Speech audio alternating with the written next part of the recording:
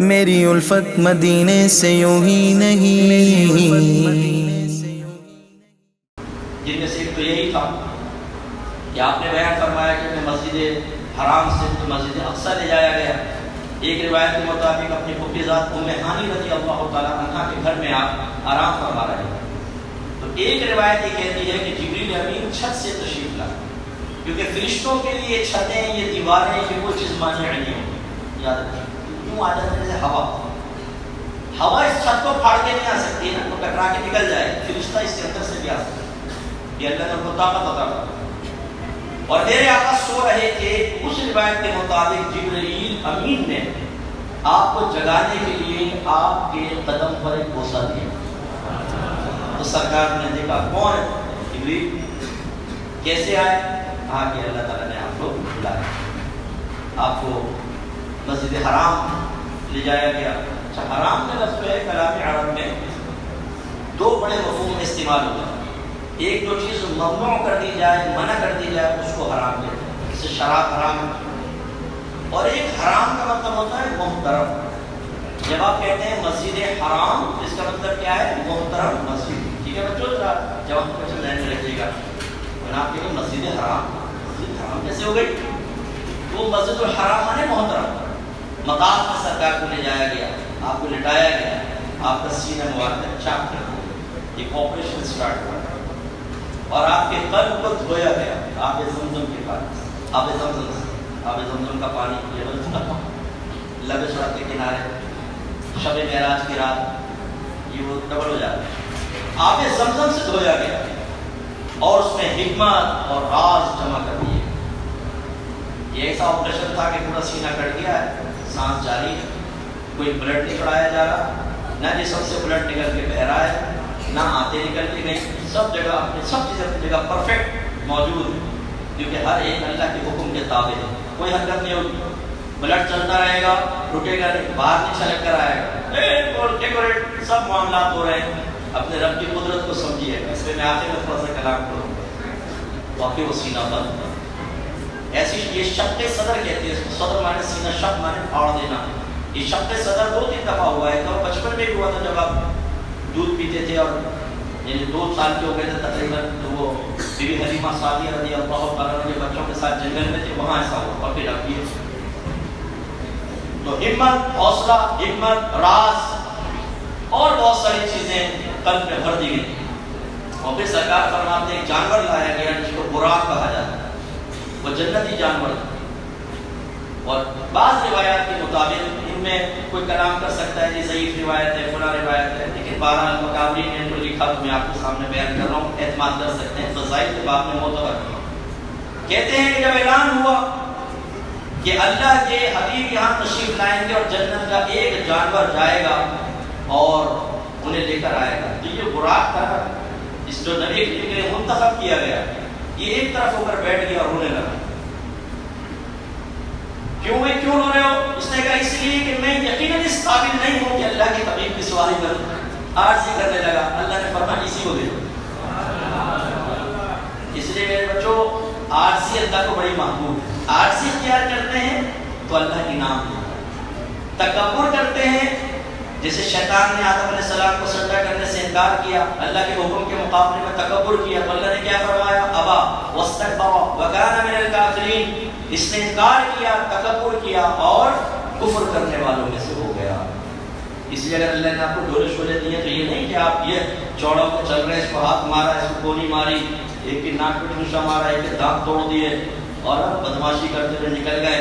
یہ اللہ کو محبوب ہے. اگر آپ کی سیلری اچھی ہے تو اس کا مطلب یہ نہیں ہے کہ دیگر ریلیٹیوز کو آپ حقارت کی نگاہ سے دیکھیں.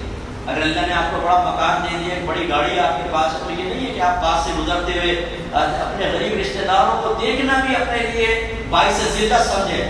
بعض لوگ غلط کے کپڑے پہنتے ہیں، کوئی قریب آتا ہے بس ٹھیک ہے یہ گردن میں سیاح یہ چل رہا ہوتا ہے. یہ اللہ کو پسند نہیں ہے تکبر. ایسے ہماری بہنیں جو ہمیں سن رہی ہیں وہ جتنا غور کریں، بعض خوبصورت ہوتی ہیں، وہ عام شکل و صورت کی بچیوں کے اوپر روک جمانے کی کوشش کرتی ہیں جیسے تو یہ میرا کمال ہے. اگر کسی بچی کے یہاں لڑکے ہو جائیں 4-5، وہ سمجھتی ہے تو میں نے جو بڑا دبا کے بچے پیدا کیے سارے. لڑکا لڑکی کا آپشن تھا، ہمیشہ میں لڑکا دبایا، لڑکا پیدا پیدا ہو گیا. ارے بھائی یہ آپشن سے پیدا نہیں ہوئے, یہ اللہ کے کرم سے پیدا ہوئے ہیں. اگر کسی کے ہاں بچیاں پیدا ہوئی تو بچی تو اللہ کی رحمت ہے. میرے آقا نے فرمایا اگر میں بچوں میں سے کسی کو کسی پر فضیلت دیتا تو لڑکیوں کو لڑکوں پر فضیلت دیتا. سرکار نے تو بچیوں کے لیے کتنا پیارا کلام کیا. اور یہاں پر کہ کسی کے بچیاں ہوں, ایک عورت آئے 4 بچیوں کو لے کر, کتنی بچیاں آپ کے بچے کتنے ہیں؟ 4 لڑکی. ایک آئی چوڑی ہوتی ہوئی, آپ کے کتنے بچے ہیں؟ ماشاءاللہ 4 بیٹے ہیں میرے. تو یہ بیچاری جو ادھر والی وہ احساس کمتری کا شکار ہونے لگ جاتی ہے اور یہ چوڑی ہو جاتی ہے. بھائی آپ کا کیا کمال؟ خوبصورتی میں, رنگت میں, خاندانی نسبت میں, اسی طرح بچے پیدا ہونے میں. یہ تو وہ چیزیں ہیں کہ جس میں انسان کا کوئی کمال نہیں ہے. لیکن اس پر تکبر کرنا, ایسی حرکات کرنا کہ سامنے والے کا دل ٹوٹ جائے, بلکہ بات اس سے بڑھ جاتی ہے, بڑی بڑی بڑھ کے مارنا ہے. تمہاری اوقات کیا ہے ہمارے سامنے؟ ابے تم جیسوں کو تو دیش کے کھا جاؤں میں. اچھا کے بعد پٹے میں ویسے بڑھ کے مار رہے ہوتے ہیں, وہ تکبر نہیں ہوتا, سامنے والے کو ہرٹ کرنے مقصود ہوتا ہے.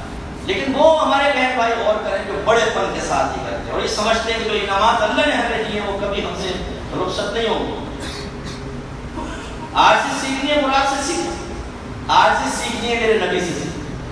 جب میرے آقا فاتح مکہ کی حیثیت سے مکے میں داخل ہو رہے ہیں, ہر بادشاہ جو فتح پاتا تھا, عربوں کے یہاں اسلوب تھا, طریقہ یہی تھا کہ وہ جانور پہ یک چوڑا ہو کے بیٹھتا, گردن سیدھی, یک تکبر کے ساتھ. قیدی سب ادھر کھڑے ہیں, انہیں حقیرانہ نگاہوں سے کسی کو لات مارا, کسی کو ہاتھ مارا, بہت تکبر سے جانے میں جا کے تخت پر بیٹھ گئے. لیکن روایت میں آتے ہیں جب شہنشاہ کونین تشریف لائے, بادشاہوں کے بادشاہ تشریف لائے, قیامت تک جس کو منصب ملے گا, جس کے قدموں کی گرد سے منصب مل رہا ہے, وہ میرے آقا تشریف لائے. تو کہتے ہیں کہ آپ اونٹ پہ سوار تھے اور جب آپ اندر داخل ہونے لگے تو آپ جھک گئے, اتنے جھکے کہ آپ کا سر انور اونٹ کی گردن سے لگ گیا. کیوں جھک کر آگے گئے؟ کوئی تکبر نہیں, کوئی غرور نہیں, کوئی بڑا پن. تو یہ برات کو اللہ تعالیٰ نے منتخب فرمایا اس کی عارضی کی وجہ سے. اب یہ آیا تو کہتے ہیں کہ جب اس کو منتخب کیا گیا تو شوقی چھوڑ گئی تھی. کبھی آپ نے دیکھا ہے گھوڑے وغیرہ ڈانس کرتے ہیں, یا وہ مخصوص گھوڑے ہوتے ہیں, ذرا آپ کو پکڑو تو وہ چلتے ہیں نا بڑے ٹانگوں کے اوپر, بڑے شوقی دکھاتا ہے گھوڑا. یہ بڑا شوقی میں تھا, یہ کوئی سی بات ہے, بہت بڑی سعادت کی بات ہے کہ اللہ کے نبی تشریف فرما. سرکار جب خیبر فتح فرمایا تو وہاں پہ ایک گدھا مال غنیمت میں ملا. اس گدھے نے نبی کریم صلی اللہ علیہ وسلم سے ہم کلامی کا شرف حاصل کیا. القصائص الکبریٰ میں ہے. اس نے آ کر عرض کی یا رسول اللہ, میری نسل سے بہت سارے گدھے گزرے, ہر گدھے پر نبی نے سواری, میں آخری گدھا ہوں, اور مجھے معلوم تھا کہ آپ آخری نبی ہیں جو تشریف لائے. میں ایک یہودی کے تابع تھا, لیکن میں نے کبھی یہودی کو اپنے اوپر نہیں بیٹھنے دیا.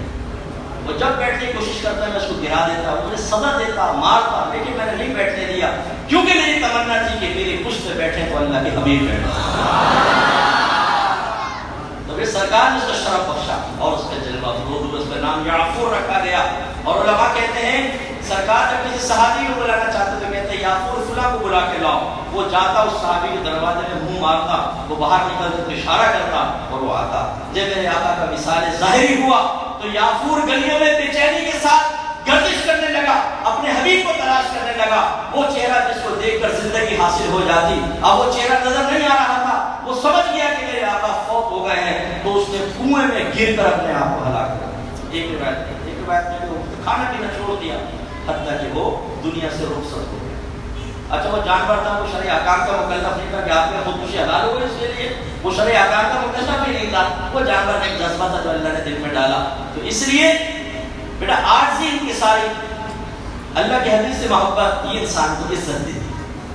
براق پر سرکار جلوہ افروز. سرکار فرماتے ہیں وہ براق اتنا تیز رفتار تھا کیونکہ براق نکلا ہے برق سے. برق کہتے ہیں بجلی, بجلی کی رفتار کتنی تیز ہے.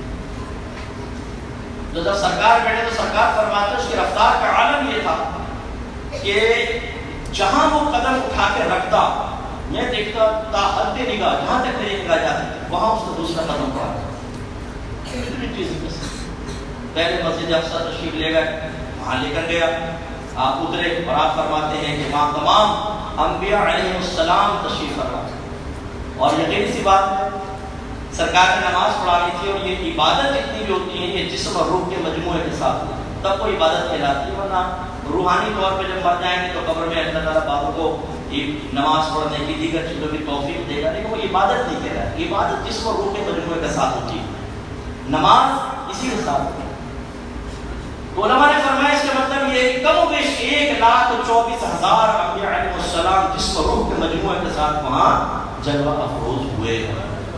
امام مقرر نہیں تھا، سرکار تشریف لے گئے، سارے انتظار کر رہے ہیں، جہاں کوئی امام مقرر نہ ہو تو امامت کا حقدار وہ ہوتا ہے کہ ان کے سب سے زیادہ صاحب علم ہوتا ہے، جس کا علم سب سے زیادہ کوئی امامت کرے۔ اگر کوئی ان کے مقابل علم میں برابر ہے تو پھر دیکھیں گے قراءت کس کی اچھی ہے، اس میں اگر برابر ہیں تو پھر مردانہ وجاہت دیکھیں گے، خوبصورت لمبا چوڑا اچھا ایسا اسے، اس میں بھی برابر ہے خاندانی نسبت دیکھی جائے، اس میں برابر ہے پھر عمر دیکھی جاتی ہے، اس کے بعد آخر میں کہ پھر اس کی عمر زیادہ ہے اس کی برکت زیادہ جو ہو۔ لیکن یہاں صورتحال یہ ہے کہ میرے آقا تشریف لائے، پیچھے ابو البشر کھڑے ہوئے ہیں، حضرت آدم علیہ السلام، تمام نبیوں کے تمام انسانوں کے والد، ابو البشر بشر کے باپ، تمام انسانوں کے والد۔ اگر عمر دیکھیں حضرت آدم علیہ السلام کی زیادہ، اگر بظاہر منصب دیکھیں آپ والد یہ بیٹا، لیکن شرعی احکام کے معاملے میں عمریں نہیں دیکھی جاتی، عبادات کی کثرت نہیں دیکھی جاتی۔ اللہ تبارک و تعالیٰ نے فضیلت کے لیے علم کو مقرر فرمایا، لہذا میرے آقا صلی اللہ علیہ وسلم تشریف لائے، پیچھے نوح علیہ السلام بھی کھڑے ہیں، صاحب علم بھی ہے، صاحب تقویٰ ہے، اور 950 سال تو آپ کی تبلیغ کی عمر ہے، لیکن آپ آگے نہیں بڑھے۔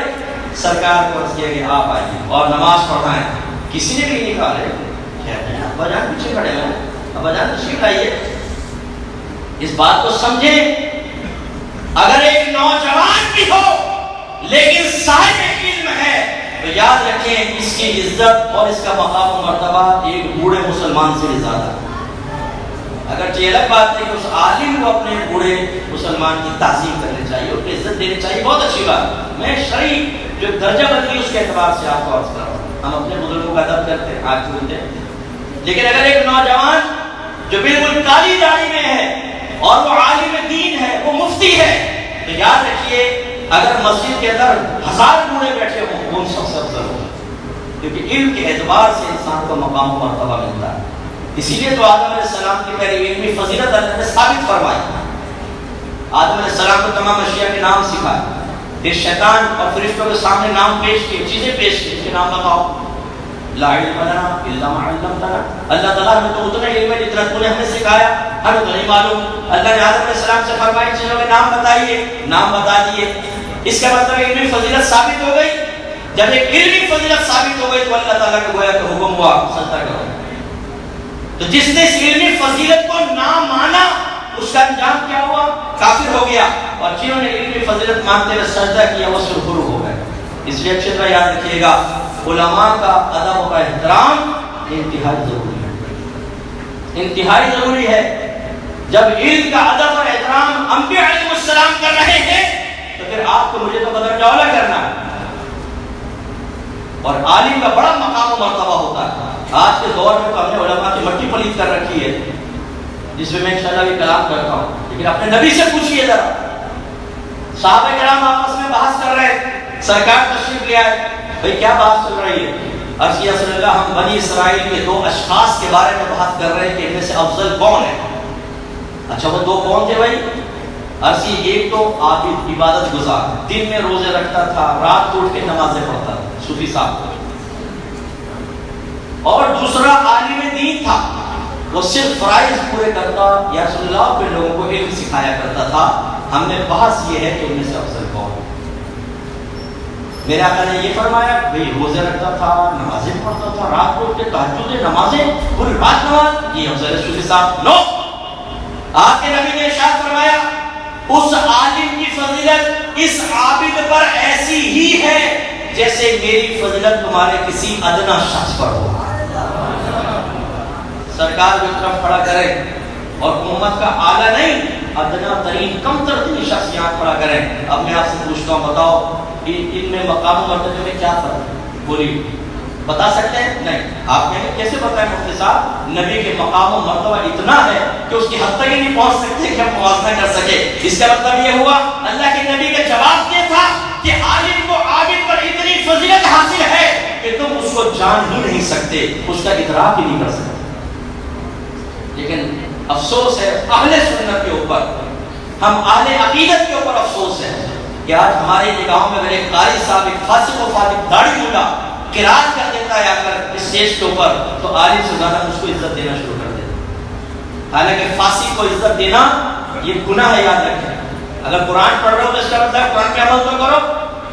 داڑیاں منڈوائیں گے تمہیں تو پھر تم چاہے کتنے اچھا قرآن پڑھو، اس قرآن پر اچھا پڑھنے سے تم عالم سے افضل ہو جاؤ گے. آج ہمارے یہاں نعت خوانوں کی عزت زیادہ ہے، عالموں کی کم. میں نعت خوانوں کی عزت سے کوئی جلتا کرتا نہیں ہوں. اللہ نے جو ہمیں عزت دی ہے وہ تو بیچارے یہ ساری زندگی کچھ بھی کرتے ہیں وہ حاصل نہیں کر سکتے. یہاں پر بھی اور انشاءاللہ آخرت میں ہم دکھائیں گے آپ کو اپنی آنکھوں سے، کیونکہ آپ کے نبی نے ہماری فضیلت بیان کی. لیکن ہمارے اسٹیجز کے اوپر اگر ایک معروف نعت خوان آ جاتا ہے جو اس محفل کا ہیرو کہلاتا ہے، اس کے بعد جو محلے کے امام حضرات ہوتے ہیں، عالم ہوتے ہیں، وہ اپنی عزت بچا کے بھاگنے میں بہتری محسوس کرتے ہیں. کیونکہ قوم اس کے بعد انہیں نہیں دیکھتی، ان کے لیے بڑا سا صوفہ بچھایا ہوا ہے، چوڑے ہو کر آ کر بیٹھ گئے. عالم صاحب چھوٹی کرسی پہ بیٹھے ہوں، بعض اوقات تو نیچے دیکھا ہے کہ علماء کو بیٹھتے ہیں. شرم نہیں آتی؟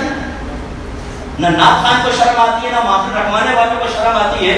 جس کو آپ کے نبی یہ فرمائے کہ اس کی فضیلت عابد پر ایسی، نعت خوان عابد بھی نہیں ہے. میں آپ کو بتاؤں، یہ تھوڑے سے نیک عمل کرنے والے، عبادت گزار بھی نہیں کہہ سکتے ان کو، لیکن چلو نیک عمل کرنے والے. آپ کے نبی کا فتویٰ ہے، میرا فتویٰ نہیں ہے. آپ کے نبی کا فیصلہ ہے کہ اس عالم کو آپ پر اتنی فضیلت حاصل ہے جیسے مجھے تم پر فضیلت حاصل ہے. تمہارے ادنا میرے نبی نے فرمایا العلماء ورثۃ الانبیاء، علماء نبیوں کے وارث ہیں. ہم ہیں وارث نبی، کیونکہ نبیوں کی وراثت میں مال تقسیم نہیں ہوتا، علم تقسیم ہوتا ہے، اور ہم اس کے وارث ہیں. لیکن آج وارث نبی کی حیثیت دیکھیے. آپ محفل رکھواتے ہیں، نعت خوانی کتنے گھنٹے ہوگی؟ 4 گھنٹے. عالم کا بیان 25 منٹ، اس میں بھی کام میں کہتے ہیں حضور مختصر کر کے ختم کر دیں. تمہیں شرم نہیں آتی؟ وہ قرآن بیان کرے، وہ حدیث بیان کرے، وہ فقہ بیان کرے، تم کان میں کہتے ہو کہ اپنا بیان ختم کر دو. اور جو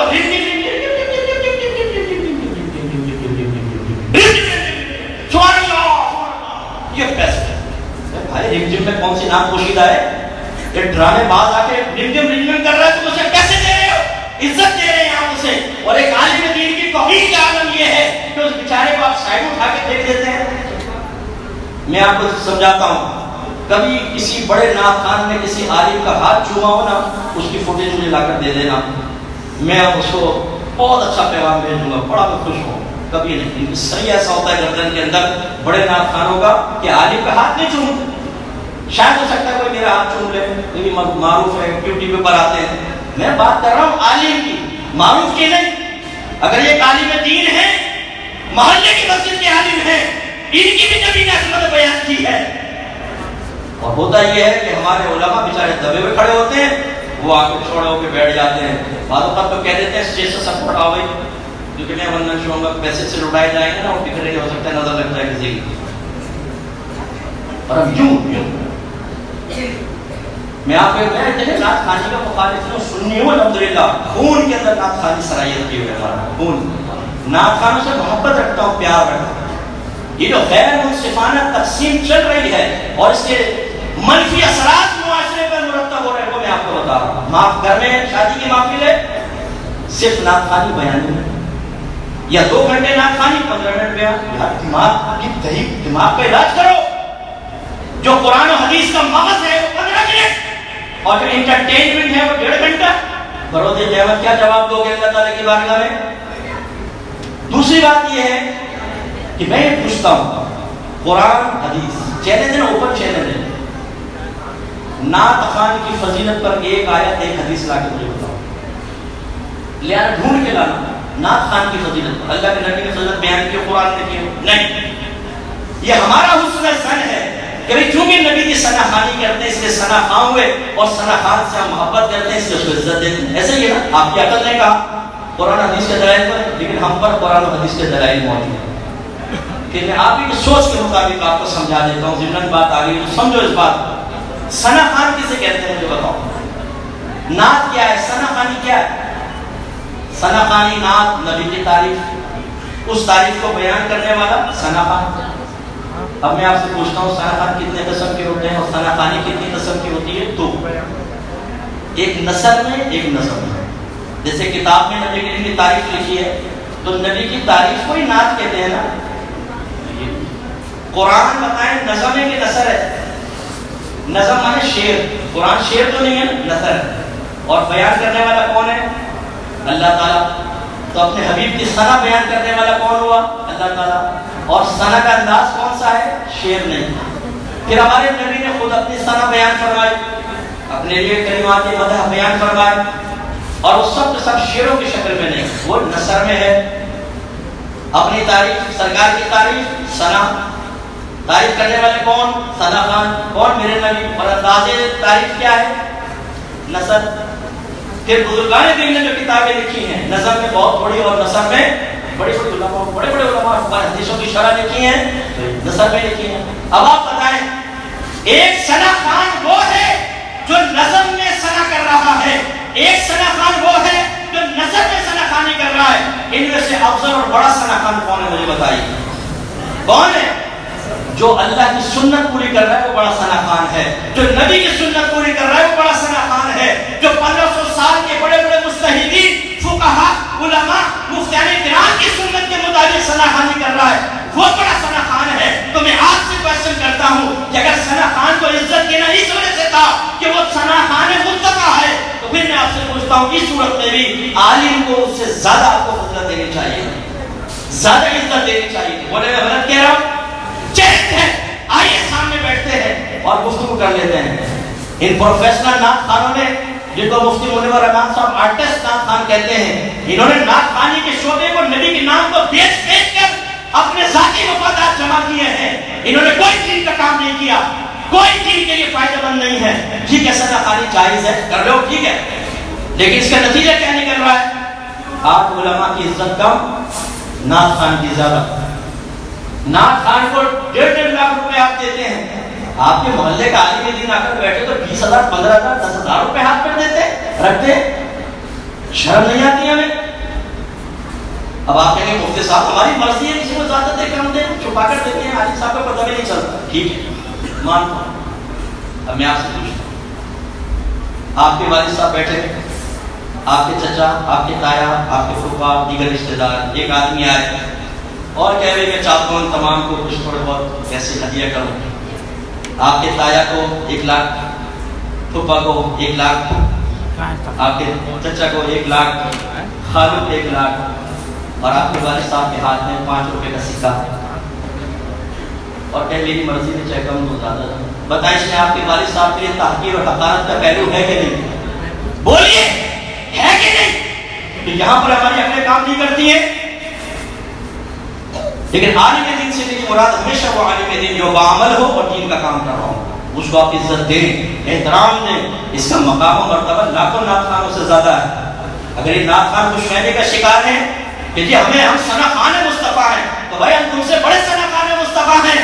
اگر تمہیں تصورات کے اعتبار سے تم نے شعروں کی شکل میں خود اپنے مناصب لکھ لیے ہیں، بعض شعر لکھیں گے، میں قبر میں گیا، منکر نکیر نے کہا یہ ہے ثنا خوان مصطفیٰ، اس کے لیے نجات ہے، اس کے لیے نجات. او سبحان اللہ، نعرہ تکبیر، نعرہ رسالت. آپ نے کہا ثنا خوان تو بڑا پہنچا ہوا ہوتا ہے. بھائی یہ کیوں نہیں پوچھ لیتے کس حدیث سے ثابت ہے؟ بتا دیں. ایسے تو تصورات کے اعتبار سے کوئی بھی کر لے.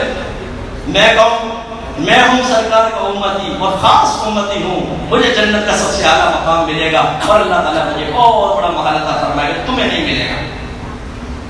ایک سوال تو کر سکیں گے مفتی صاحب، دادا تک کر جائے گا، کہا صاحب کو پتہ چلا، ذرا بتائیے.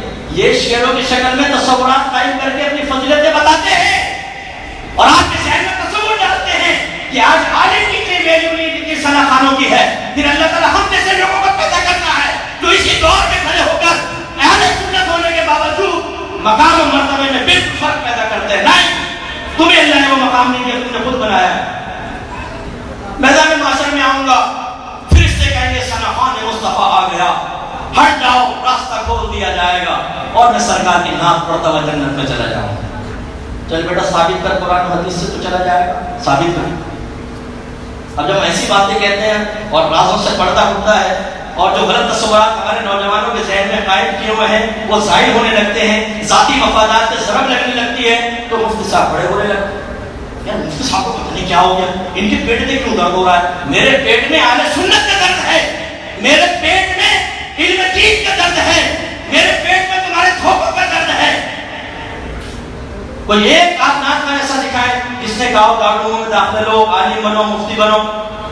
میں لوگوں کو اچھی طرح جانتا ہوں, بہت سے اچھے نہیں ہیں, ہر ایک پہ نہیں کہتا ہوں, لیکن بہرحال اس طبقے میں بگاڑ بہت زیادہ پیدا ہو گیا ہے. تو یاد رکھیے, جو ثنا خان اپنی فضیلتیں بیان کریں, ثنا خانیوں کی فضیلتیں بیان کریں, میں آپ سب سے ہاتھ جوڑ گزارش کرتا ہوں, ان سے کہیں کہ اس پر قرآن حدیث سے دلیل دے دیں, پھر ہم آپ کے پیچھے. تصوراتی بنائی ہوئی یہ چیزیں, تصوراتی. قرآن کی برکت ہے کہ نہیں؟ بولو, بولیے. میرے نبی کی حدیثوں کی برکت ہے کہ نہیں ہے؟ لیکن ثنا خان کیا کرے گا؟ آپ اپنے گھر میں ثنا خانی رکھیں, نعت کی محفل رکھیں, پھر دیکھیں برکت کیسی نازل ہوگی. آپ جواب میں یہ کیوں نہیں کہتے کہ میں درس قرآن کیوں نہ رکھوں, میں درس حدیث کیوں نہ رکھوں؟ کیونکہ میرے آقا مسجد میں داخل ہوئے, ایک طرف صحابہ کرام ذکر الہی کر رہے تھے, ایک طرف ایک صحابی درس قرآن درس حدیث دے رہے تھے. سرکار نے ان کو دیکھا, فرمایا یہ بھی بہتر ہے. پھر ادھر دیکھا, فرمایا بعثت معلما, اللہ تعالیٰ نے مجھے علم سکھانے والا بنا کر بھیجا ہے. اور سرکار ان کے درمیان جا کر بیٹھ گئے. اور میں عوام سے بھی کہتا ہوں, خدا را اپنے عشق کو کامل کریں اور سچا اور مخلص بنے, اخلاص پیدا کریں اپنے عشق کے اندر. آپ نعتیہ محفل میں شرکت کرتے ہیں, کریں, لیکن ایک تو فجر کی نماز قضا نہیں ہونی چاہیے. ایسی نعت خانیوں کو کوئی فائدہ نہیں ہے کہ ساری رات آپ یوں جھومیں, ایک دوسرے پہ گریں اور لوٹیاں لگائیں اور فجر کی نماز میں جا کے بستروں میں جا کے سو جائیں. نعت خانی میں مجمع 5000 کا اور فجر کی نماز میں 10 نمازی بھی نہ ہو. آپ سمجھتے ہیں نعت خانی آپ کو نفع دے گی؟ یہ آپ کے لیے آخرت کا وبال ہے. اگر آپ خوش فہمی کا شکار ہو جائیں تو جماعت میں حاضر ہونا واجب, نماز فرض اور نعت خانی مستحب ہے. مستحب کریں تو فرض اور واجب کا بھی خیال رکھیں, یہ نہ کریں کہ مستحب پر مطمئن ہو کر فرض اور واجب کا ترک بھی آپ کے لیے جائز ہو جائے. دوسری بات یہ ہے کہ آپ اللہ کے لیے آئیں, اپنے حبیب کے لیے آئیں, کسی نعت خان کے لیے نہ آئیں, گھرانیاں سننے کے لیے نہ آئیں, رمجم رمجم سننے کے لیے نہ آئیں, سننے کے راگ رن سننے کے لیے نہ آئیں, اللہ کے لیے آئیں. جس کی علامت یہ ہوگی, میں آپ کو بتاتا ہوں, اگر پوسٹر میں ایک بڑے نعت خان کی تصویر یا تصویر بھی کھنچواتا تو بڑا نام, کتنے بجے آئیں گے؟ 10 بجے انٹری ہوگی. اس سے پہلے جو محلے میں میرے جیسے ہوں گے نا بیچارے, عام نعت خان, کہتے نعت خان تو نہیں پڑھ دیتا ہوں تھوڑی بہت, جو مجھ جیسے بیچارے, کوئی یہاں جا رہا ہوگا, کوئی وہاں جا رہا ہوگا, کوئی وضو خانے میں جا رہا ہوگا, کوئی باہر بیٹھ کے ڈھابے پہ چائے پی رہا ہوگا. یار 10 بجنے والے کو آ رہا ہیرو, اور جیسے ہیرو آئے گا سارے نصیب میں آ گئے. یار اگر تم اللہ کے نبی کے لیے آئے تھے تو پہلے کیا وہ کوئی لطیفہ سنا رہا ہے, جوک سنا رہا ہے؟ وہ اللہ کے نبی کی ثنا خانی بیان کر رہا ہے نا, کر رہا ہے نہیں کر رہا؟ تو ہمیں اس کے سامنے بیٹھنا چاہیے نہیں بیٹھنا چاہیے؟ لیکن نہیں, اس کا مطلب ہے آپ اپنے نفس کی خوشی کے لیے آئے نا, نفس کے مزے کے لیے آئے, کیونکہ بڑے نعت خان کے سننے سے آپ کے نفس کو مزہ ملتا ہے. عام نعت خان سے اتنا مزہ نہیں آتا. آپ اللہ کے نبی کے لیے آئے ہوتے تو عام نعت خان کیسا بھی پڑھ رہا ہے, میں تو اپنے نبی کے لیے آیا ہوں, اللہ کے لیے آیا ہوں, بیٹھ کے سنتے. اور اس سے زیادہ المیہ میں نے اپنی آنکھوں سے یہ دیکھا, محفل عروج پر ہے, بڑے نعت خان آنے والے ہیں, پیک پر لوگ منتظر ہیں, ہر گاڑی کی لائٹ پہ پلٹ کے دیکھتے ہیں کہ شاید حضور آ گئے ہیں, تشریف لے آئے ہیں. اب ساتوں جنتوں کے دروازے کھول دیے جائیں گے, جو سامنے بیٹھ کے نعت خانی سنے گا اس کے تمام گناہ بخش دیے جائیں گے. پورے اس کو آسمان سے دیکھ کے کہہ دیں سردار جلدی ہمارے پاس آ جاؤ, ہم آپ کا ویٹ کر رہی ہیں. لیکن اچانک اعلان ہوا بھائی وہ بڑے نعت خان نہیں آ سکتے, وہ بیچارے بیمار ہو گئے, تو ہم بڑی معذرت چاہتے ہیں. آپ دیکھیں آج سے زیادہ مسجد خالی نہیں. حالانکہ اعلان ہو رہا ہوگا مفتی صاحب نعت پڑھیں گے, بھائی مفتی صاحب کو تم ہی سنتے رہو, نکل جائیں. یہ ہے ہمارا اس کا رسول کہ بڑا نعت خان نہیں آیا تو آپ اللہ کے نبی کے کلام اور اس کی ثنا سننے کے تیار نہیں آئے. یہ سوچیں کس نے بنائی ہیں؟ اس ماحول میں بنائی ہیں. اس کو سمجھیں, خدا اس کو سمجھیں, علم کی برکت اور فضیلت کو پہچانیں. پیارے رضا میرے رضا، پیارے رضا اچھے رضا سچے رضا، طے کر سنت اعلی حضرت، مخزن عظمت اعلی حضرت، فخر ملت اعلی حضرت، رب کی